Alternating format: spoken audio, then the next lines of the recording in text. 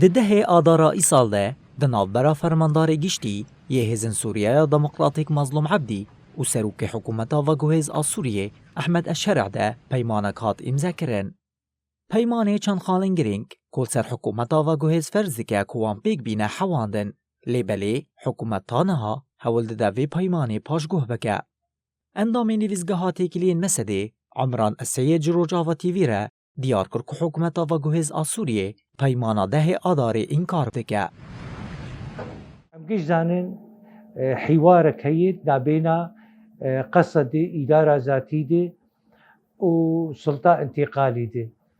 Em pêvî bûn sulta intîqalî îtîfaqiya şerê Ebdî bikira asaset û em ser ava bikin. Lê tiştê giya me inû gelekî sulta intîqalî weke inû dixwazî ji nif re ava bike ihtirafê pê nake ew jê bireve ji vê îtîfaqiya hanê bireve. Emran Eseyê dest nîşan kir ku nûmuneya rêveberiya xwe ser dikare ji alûziya Sûriyê re bibe bersiv û civakeke sexlam ava bike. Rêveberiya xwe ser ekîd yanî bernamecekî wê heye. Ser wî bernamecê hanê dişuxile. Em dibînin piştî 14 sala rêveberiya xwe ser muessesatê wê çêbû, weyek çêbû, xibra wê çêbû,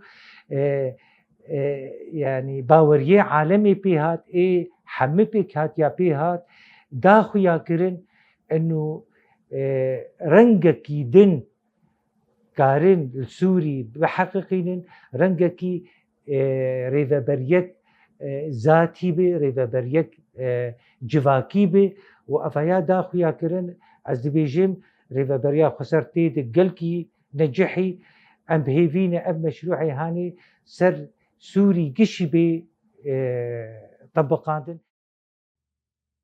Yek ji bendên herî berbiçav ên peymana dehê adarê vegerab ewleya koçberên Efrîn, Serêkaniyê û Girê Spî bû deverên xwe ye. Lê heta niha hikûmeta Veguhêz a Sûriyê gavên cidî di vî warî de neavêtine.